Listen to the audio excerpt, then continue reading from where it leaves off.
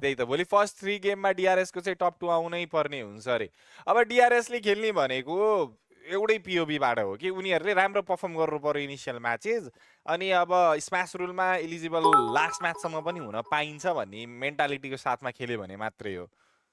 भोलि केही चान्स छ त DRS को टिमले भोलि फर्स्टदेखिबाट राम्रो म्याच खेल्दै जाने, स्म्यास रुलबाट कसैले जितेन भने लास्ट म्याचसम्ममा हामी पुगिएला कि भन्ने आशाले हो।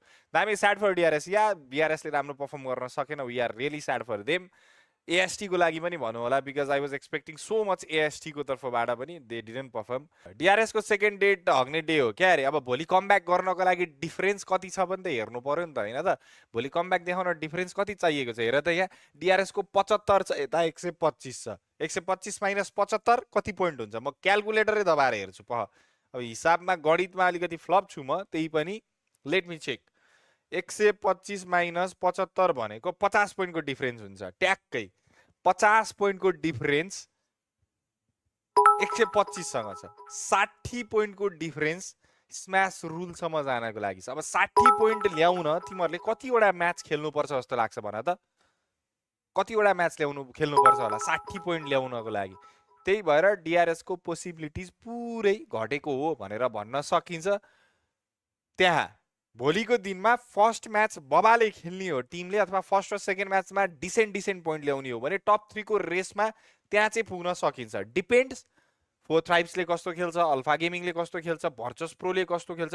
हेर्नु न, DRS भन्दा माथि पोसिबल चान्सेस लिएर को टिम छ? अल्काचाले कस्तो खेल्छ, एमिक्स, कोनिना पावर, भर्चस प्रो टिमहरू लगातार छन्। अब यो टिमहरूले कस्तो पर्फर्म गर्छन् भन्ने कुरामा डिपेन्ड हुनुपर्छ। DRS को टिम भोलिको दिनमा बबाल आउट अफ द बक्स नै खेल्ने हो भने पनि गाह्रो देख्छु म। जे जति थियो आजै गर्नु पर्थ्यो कि। हामीले फर्स्ट डेबाटै भनेको थियौँ कि सेकेन्ड डेमा तपाईँ यदि फर्स्ट सेकेन्डको नजिक बस्न सक्नु भएन भने शीतल हो भनेर। एक्ज्याक्टली भयो पनि त्यही। 70 पोइन्ट छ कहिले कभर हुने रे, त्यही त भन्दैछु त। स्म्यास रुलको लागि 135 पुर्याउनको लागि पनि टिमले बबालै खेल्नुपर्छ, होइन? अब स्म्यास रुलमा कसैले जित्दैनन्, जान्छन् अरू टिम भने सक्यो DRS को लागि कहानी। स्म्यास रुल इलिजिबल भर्दा हुँदै पनि जितेनन् भने चाहिँ मेबी आउटसाइडर चान्स भनेर भन्न सकिन्छ। वर्ल्ड कप, अब वर्ल्ड कप पुग्नको लागि दे निड टु पर्फर्म अझै भोलिको दिनमा। आजकै म्याचले सबै कुरा सेट भइसक्यो भन्ने छैन, because competition is too high केटा हो, एकदमै हाई छ। अझै सबै कुरा अत्तनी हामीले गरिसक्यौँ भन्ने छैन। भोलि दे निड टु पर्फर्म। भोलि जसरी हुन्छ सानकमा अहिलेसम्म बिग्रिएको म्याचलाई सबैलाई हटाएर 10 पोइन्टर गेम जसरी नि खेल्नै पर्छ टिमले, एनी हाउ खेल्नुपर्छ। भोलि 10 पोइन्टर गेम खेल्नै पर्छ। आई मिन PMSL पछि त DRS ले चेन्ज गर्नै पर्ने हुन्छ। Maybe they will be doing OP है रे, ओपी गाइज, ओपी। सेमी ल्यान्डमा चाहिँ हान्ने जस्तो लाग्यो लास्ट म्याच त रे हो, अति बवाल थियो। टप 3 जाने हो PMWC, यस टप 3 जाने हो, टप 3 जाने हो। भोलि होरालाई बबाल टार्गेट हुन्छ केटा हो, अभियस हो। भोलि होरालाई बबाल टार्गेट लबीमा भएका 15 टिमले गरिरहेछन्, किनकि स्म्यास रुलबाट जित्न सक्ने एउटै मात्र टिम छ भनेर भनिन्छ त्यहाँ। सबैजनाले टार्गेट गेम देखाउँछ। होरा स्पोर्ट्सको लागि भोलिको दिन it's gonna be very tough day. बचेर खेल्न धेरै गाह्रो पर्छ। प्रुफले यस जिगलले एग्रेसन वाइजमा खेलाउने कसरी जानेको छ। अब उसको जाने बाटो भनेको ग्लोबल स्टेज वाइजको हो, त्यसको लागि पनि टिमलाई पुर्याउँदैछ जस्तो मैले देख्दैछु। त्यसको लागि नि पुर्याउँदैछ जस्तो देख्दैछु। Congress say something about no fear. No fear is doing well. अझै योभन्दा नि बबाल गर्नुपर्ने हो। नो फियरले अझै बबाल गरिसकेका चाहिँ छैन, तर बबाल नगर्दै यस्तो रिजल्ट छ भनेपछि अझ भोलि के होला त? भोलि ड्रपै चेन्ज गर्नुपर्ने तरिकाले खेल्नु पर्दैन होला। एक्चुअल आफ्नो गेम प्ले जस्तो किन डराउने के केटा? यस्तो हानिरहेछ, डराउने चाहिँ किन भन्ने कुरो हो क्या। टार्गेट गर्न आउँछ भन्दैमा हामी पछाडि सर्ने होइन नि त। टार्गेट गर्न आउँछ हामी हान्ने भन्ने मेन्टालिटीको साथमा खेल्नु पर्यो भन्न खोजेँ मैले।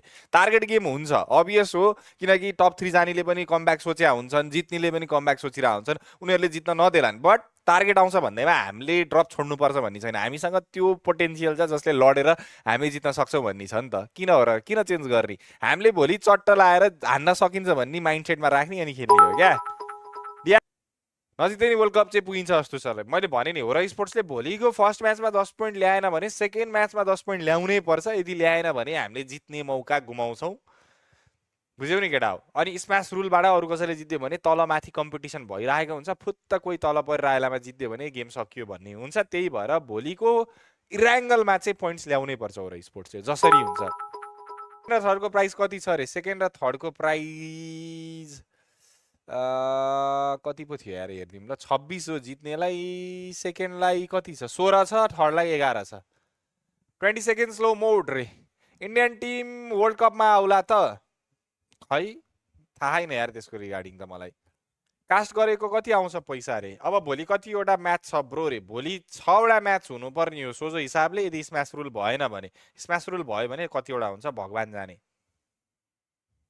अंशदाले 50,000 पाउने भए पाइसके नि अब त होराले भोलि जित्यो भने त रुकी अफ द सिजन त जिगलले पाउँछ होला रुकी अफ द सिजनको एक्ज्याक्टली कसलाई दिने हो म सोध्छु है पख ल भोलि होराले सानकमा यसै पोइन्ट आउँदैन झ्याप झुप लुटेर सेन्टर हार्ड कभर स्पटमा जानुपर्छ सानकमा सेन्ट्रिक खेल्छु भनेर सिधै लुत्तै छिर्न पनि त गाह्रो छ नि त सानक is like unpredictable spot guys यार अति नै गाह्रो हुन्छ बरु इराङ्गलमा गइसक्दा सेन्टर भनेर खेल्न सकिन्छ बट सानकमा सेन्टर सिधै डाइभ गर्छु भन्ने चान्सेस एकदम कम हो एकदमै कम हुन्छ यार केटा हो लेट्स टोटल कति गेम हुन्छ भोलि हुनुपर्ने 6 म्याच हो स्म्यास रुलले जितेनन् भने स्म्यास रुलले जित्यो भने जति म्याच नै हुनसक्छ मिनिमम 2टा चाहिँ हुन्छ यदि लगातार राम्रो खेल्ने हो भने अब त्योभन्दा बढी नहुन पनि सक्छ फर्स्टमा हामी हेर्छौँ त्यही रोन्डो क्लास सकाइसकेपछि कम्पी म्याचमा जान्छौँ कम्पी म्याचमा फर्स्ट म्याचमा 10 पोइन्ट ल्याएर केटाहरूले 35 पुऱ्याउनु पर्यो अनि त्यसपछि अर्को म्याचमा चिकेन हाने भने 2 म्याचमै पनि दिन सकिन सक्छ यदि कसैले जितेनन् भने 6 म्याचै पनि हामीले हेर्छौँ भोलि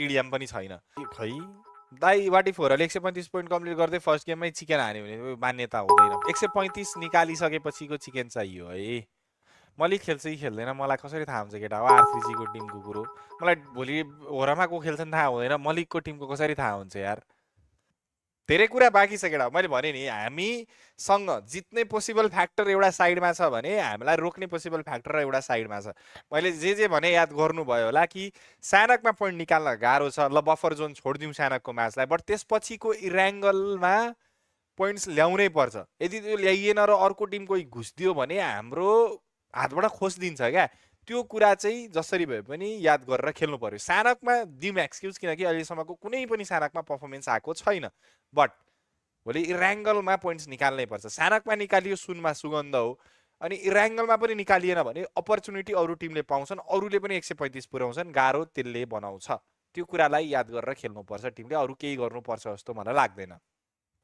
डिआरएस जान्छ होला अरे डिआरएस को 60 पोइन्ट को डिफरेन्स छ ब्रदर अब के आधारमा जान्छ भनेर भन्नु के आधारमा जाँदैन भनेर भन्नु तपाईँ आफै पनि स्पोर्ट्स फलो गरिरहनु भएको मान्छे हो दिनमा कति पोइन्ट्स निकाल्न सम्भव छ अगाडिको टिम खेल्दा नखेल्दा त्यो सबै बारेमा जानकार हुनुहुन्छ त्यो जानकार हुनुहुन्छ भने तपाईँलाई एक्ज्याक्टली थाहा छ कि रिजल्ट के हुन सक्छ भनेर हैन